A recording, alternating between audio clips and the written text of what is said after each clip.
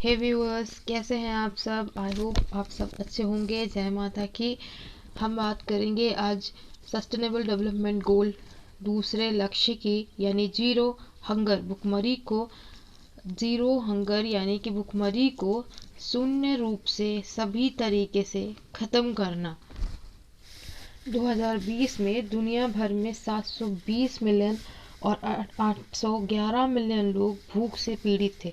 2019 की तुलना में लगभग 161 मिलियन अधिक इस दुविधा से पीड़ित थे। 2014 और कोविड-19 महामारी की शुरुआत के बीच भूखे रहने वाले खाद्य असुरक्षा से पीड़ित लोगों की संख्या धीरे धीरे बढ़ रही थी। और इतना ही नहीं, खासकर बच्चों और बूढ़ों और स्तनपान कराने वाली महिलाएं और उन बच्चों पर कितना बुरा असर हो रहा था। यहाँ तक कि यूक्रेन में युद्ध वैश्विक खाद्य आपूर्ति श्रृंखलाओं को और बाधित कर रहा था और द्वितीय विश्व युद्ध के बाद सबसे बड़ा वैश्विक खाद्य संकट पैदा कर रहा था। कोविड-19 की प्रतिक्रिया इस प्रकार से हुई कि विश्व खाद्य कार्यक्रम का खाद्य सहायकता और कार्यक्रम लोगों को एक आपूर्ति श्रृंखला को बाधित कर रहा था और द्वितीय विश्व युद्ध के बाद सबसे बड़ा वैश्विक संकट पैदा कर रहा था। कोविड-19 की प्रतिक्रिया इस तरीके से हुई कि विश्व खाद्य कार्यक्रम का खाद्य सहायता कार्यक्रम लोगों को एक महत्वपूर्ण जीवन रेखा और उनका विश्लेषण दुनिया के सबसे गरीब लोगों पर कोविड-19 के संभावित प्रभावों को रेखांकित करता रहा। जोखिमों को दूर करने के लिए खाद्य और कृषि संगठन की आग्रह करता, यानी कि उनकी कमजोर आबादी के तत्काल भोजन की जरूरतों को पूरा करता है और सामाजिक सुरक्षा कार्यक्रमों को बढ़ावा देना। तीसरा है वैश्विक खाद्य व्यापार जारी रखे और चौथा घरेलू आपूर्ति श्रृंखला के गियर को चालू रखे और खाद्य उत्पादन बढ़ावा के लिए छोटे जोत वाले किसानों की क्षमता समर्थन करना। छोटे जोत मतलब कि जो अधिक खेती नहीं करते, जो कम लागत में और कम मूल्य में ही अपने छोटे से ज़मीन पे खेती करते हैं, उस तरीके के किसानों की भी हेल्प करना।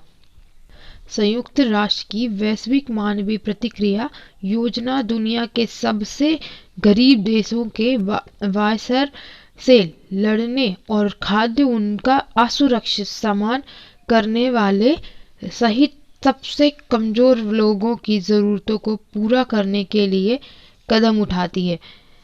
तथ्य तथा आंकड़े देखे जाएं तो 2020 में दुनिया भर में 720 मिलियन से 811 मिलियन लोग भूख से पीड़ित थे।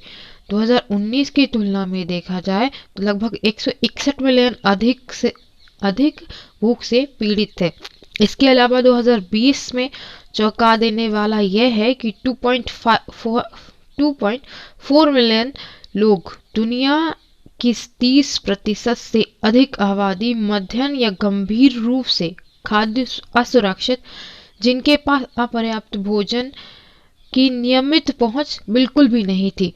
यहाँ तक कि वैश्विक स्तर पर 5 साल से कम उम्र के 149.2 मिलियन बच्चे या 22.0% 2020 में स्टार्टिंग उनकी कम उम्र के लिए कम ऊंचाई से पीड़ित थे, जो 2015 में 24.4% से कम है। यहाँ तक कि 2025 तक अविकसित बच्चों की संख्या में 5% की कमी। लक्ष्य को प्राप्त करने के लिए वार्षिक गिरावट की भी वर्तमान दर में 2.1% दोगुनी होकर 3.9% होनी चाहिए थी, वह अभी और भी कम हो गई। और 2020 में वेस्टिंग ऊंचाई के लिए कम वजन यानी कि 45 बिलियन का 5 साल से कम उम्र के 6.7% बच्चों को प्रभावित कर रहा था।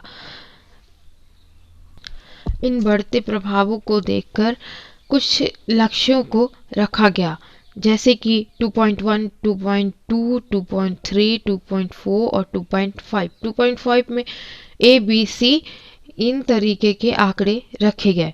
जैसे 2.1 में 2030 तक भूख को समाप्त करना और सभी लोगों को, विशेष रूप से गरीबों और शिशुओं सहित कमजोर परिस्थितियों के लोगों को पूर्ण रूप से सुरक्षित, पौष्टिक और पर्याप्त भोजन पर सुनिश्चित कराना। और 2.2 में 2025 तक 5 वर्ष से कम उम्र के बच्चों में स्टंटिंग और वेस्टिंग पर अंतर्राष्ट्रीय स्तर पर सहमत लक्ष्यों को प्राप्त करने सहित कुपोषण के सभी रूपों को समाप्त करना, है ना। और जैसे लड़कियों, गर्भवती, स्तनपान कराने वाली महिलाओं और वृद्ध व्यक्तियों को पोषण संबंधी जरूरतों को पूरा करना। 2.3 लक्ष्य में 2030 तक कृषि उत्पादकता और छोटे पैमानों के खाद्य उत्पादों को, विशेष रूप से महिला, स्वदेशी लोक परिवार, किसान, चरवाहों और मुहमारों को आय दोगुनी करने एवं जिनमें भूमि, अन्य उत्पादन संसाधनों, इनपुट, ज्ञान और मिलियन वित्तीय सेवाओं तक सुरक्षित और सामान पहुंचाना शामिल करना। और बाजार और मूल्यवर्धन गैर कृषि रोजगार के अवसर प्रदान करवाना। और 2.4 में लचीली कृषि प्रथाओं को लागू कराना, जलवायु परिवर्तन, चरम मौसम और सूखा बाढ़, यानी कि जिस तरह से अधिक बारिश होती है और या तो फिर बिल्कुल भी नहीं होती है, अन्य उत्पादों अनुकूल की क्षमता को मजबूत करना, यानी कि उन सब से बचने की क्षमता को मजबूत करना, भूमि मिट्टी की गुणवत्ता में सुधार लाना। और 2.5 में 2020 तक राष्ट्रीय, क्षेत्रीय और अंतर्राष्ट्रीय स्तर पर अच्छी तरह से प्रबंधित और विरोध बीजी खेतों में पौधों, कृषि और बैंकों के माध्यम से पालतू जानवरों, जंगली जानवरों और उनके अंदर में आते हैं आनुवांशिक संसाधनों, स्वच्छ पारंपरिक ज्ञान उपयोग में समान बंटवारा, लोगों को अंतर्राष्ट्रीय स्तर पर सहमति देना।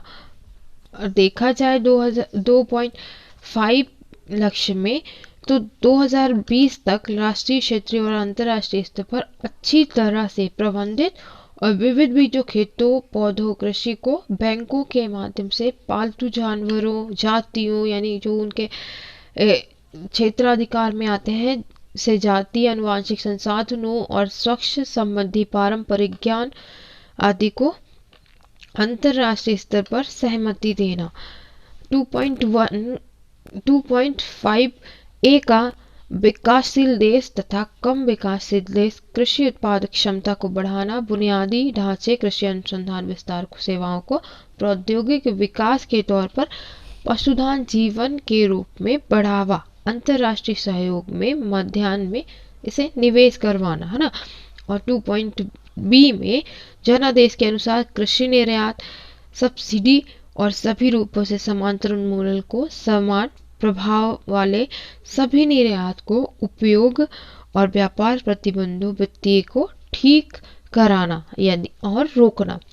और 2.सी में खाद्य वस्तु बाजारों और उनके डिटेक्टिव उचित कामकाज को सुनिश्चित करना और खाद्य मूल्य अस्थिरता को सीमित करने में मदद करना। अब बात करते हैं योजनाएं की। जीरो हंगर को अधिक तरीके से सहयोग करने के लिए जैसे सरकारी योजनाएं 5 तरीके से नियमित रूप से रखी गई हैं, जैसे कि राष्ट्रीय पोषण मिशन, राष्ट्रीय खाद्य सुरक्षा मिशन, जीरो हंगर प्रोग्राम। इन जैसे प्रोग्रामों के बारे में बात करेंगे। जैसे कि राष्ट्रीय पोषण मिशन, यह मिशन 2018 पर कुपोषण मुक्त भारत प्राप्त करने के लिए रखी गई थी। NNS या पोषण अभियान शुरू किया गया था। इसका लक्ष्य था कि NM का लक्ष्य स्थिति में सुधार लाना, यानी स्थिति में सुधार लाना, और यह बच्चों में हो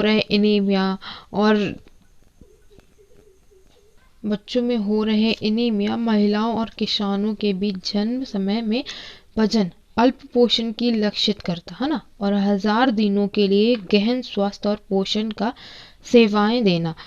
और दूसरा राष्ट्रीय खाद्य सुरक्षा मिशन, दूसरा लक्ष्य योजना यह थी कि राष्ट्रीय खाद्य सुरक्षा मिशन यानी NFSM के द्वारा चावल, गेहूं, दाल और उत्पादन को बढ़ावा देने वाले उद्देश्य से NFMSM को 2007 में रवि के से लॉन्च किया गया था और इसकी रणनीति लागू करने का प्रयास किया गया, जैसे कि भारतीय फसलों, दलों और दालों के उत्पादक वृद्धि के माध्यम से लक्षित फसलों में सतत विकास, शुद्ध आय के स्तर में वृद्धि और व्यक्तिगत खेत स्तर पर मिट्टी उर्वरक और उत्पादकता को बहाली। NFSM के तहत सब्सिडी भी प्रदान की जाती थी। अब बात करते हैं जीरो हंगर की। जीरो हंगर प्रोग्राम यानी सरकारी योजना जीरो हंगर प्रोग्राम यानी जीरो हंगर प्रोग्राम के तहत 16 अक्टूबर को 2017 को शुरू किया गया था। इस दिन को विश्व खाद्य दिवस के रूप में भी चिन्हित किया जाता है। यह पोषण, स्वास्थ्य और कृषि केंद्र, यह भारतीय कृषि अनुसंधान परिषद यानी ICMR से स्वामीनाथन उद्योग अनुसंधान सहायता परिषद और BISFC के संयुक्त सहयोग से शुरू किया गया था। कार्यक्रम 2020 में नोबेल शांति पुरस्कार भी मिला था।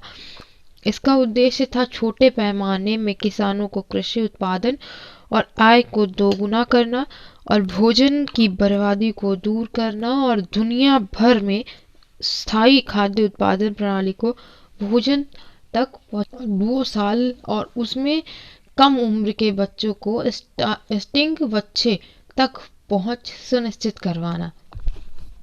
कार्यक्रम कृषि उपकरण विकसित करने और कृषि प्रणाली में सुरक्षित और शून्य भूख प्रशिक्षण और अन्य शुरू करने में केंद्रित है। चौथी योजना थी ईस्ट राइट इंडिया मूवमेंट। इस योजना को मूवमेंट भारत सरकार की एक पहल है। यह भारतीय सुरक्षा और मानक प्राधिकरण यानी FSSAI सभी भारतीयों के लिए सुरक्षित स्वास्थ्य और टिकाऊ योजना के 2018 में शुरू की गई। लक्ष्य सही भोजन और बेहतर जीवन था।